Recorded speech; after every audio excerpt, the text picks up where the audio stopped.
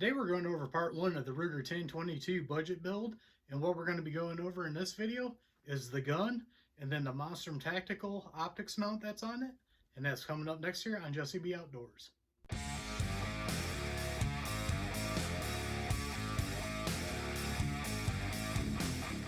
Welcome back everybody, and don't forget, if you like videos like this, to like, share, and subscribe, hit that notification bell, leave a comment down below.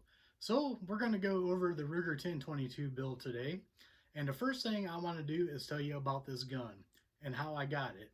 The reason why this is the budget series is for the price that I paid for this gun. I paid 75 bucks for this. Basically what happened was a guy had it, and his wife said, if you want another gun, you got to sell the one you got.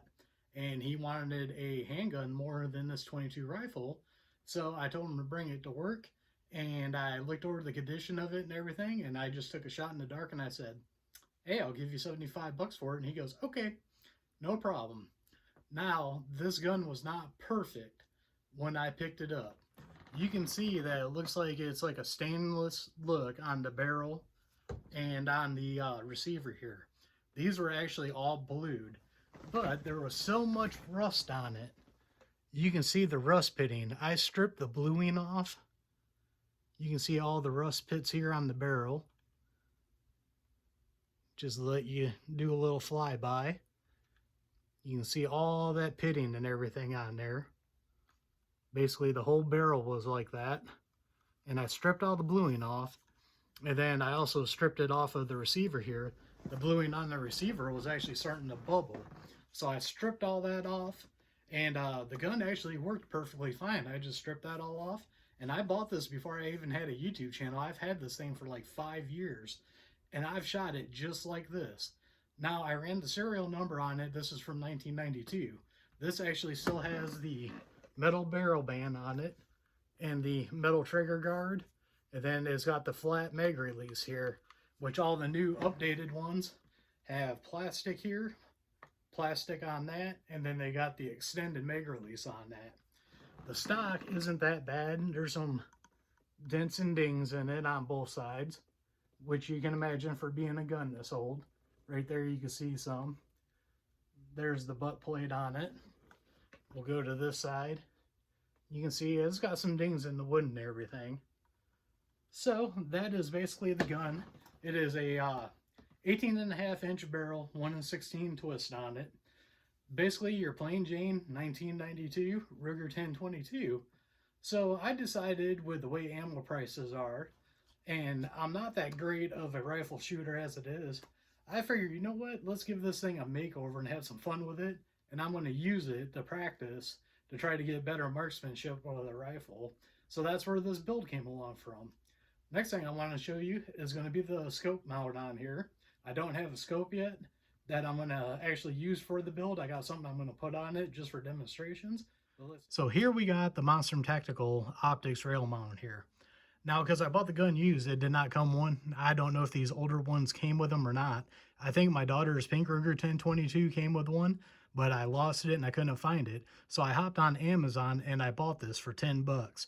And that is, as of 2022 right now, it's 10 bucks on Amazon. And I didn't think that was a bad price. We could take a look at the top here.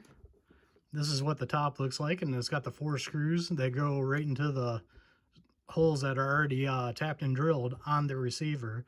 That's a real nice touch. And another thing they do is they give you 5 screws in case you lose one.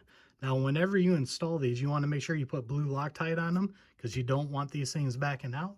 Let's go ahead and take a look at the other side here, just to see what the other side looks like. Now, on the other side here, you can see they got their logo there, Monstrum Tactical, and this is a nice flush fit all the way around it. So that's enough about the rail. Let's go ahead, and since we got it on the table, let's look at more of this rust. Now I just want to go over all the nicks, scratches, dings, and that this thing has in it, starting from the back, and we'll go to the front. You guys can see there, right there's a nice little gouge that we got in it. Bottom's all scratched up. Move to the front here, you can see more scratches, dings in it. Now you can see this metal trigger guard here. You can see where the paint's been coming off. For now, we are going to keep this trigger assembly That might change throughout the build series. We'll have to see if we can find something else for it. And then you can see the Monstrum Tactical rail mount. And one other thing I forgot to mention about this, there is a channel in that, so you can use your regular sights if you want to. Then we'll move along. We can see more scratches and dings. Now we can see all that rust pitting in the barrel. I'm just going to keep scrolling down a little bit more here. And you can see basically those letters there. That's what the bluing looked like that was originally on it. We got the metal barrel band. You can see that we got some of the paint coming off of that. And then you can see some really bad rust right through here. And then you can see on the sight, I tried to take some of the bluing off, but it wasn't working out too good. So we'll flip it around to the other side. Now you can see this side, you can see more right there. That's the bottom of the barrel. More of the pitting. Barrel band on this side don't look that bad. More dings, scratches. Looks like I'm going to have to clean it too when we start building it. I don't know the last time I cleaned it. You can see the receiver came out pretty good. And then we'll go and finish that off. And that is the gun. So I hope you guys enjoyed part 1 of this video series on the budget Ruger 1022 build. Now you can see why I call it budget, because I only paid 75 bucks for the gun. You guys saw everything that was wrong with it. That's one reason why I got it for that price, because the guy knew it was rusted, and he hasn't shot it so long he couldn't even tell me if it ran. So I got a great deal on it, and I do plan on putting a scope on this in the future. So that's why I got the rail mount on there.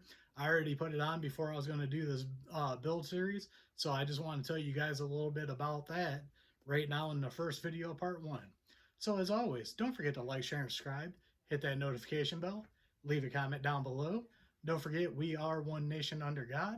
And I'll see you all on the next one.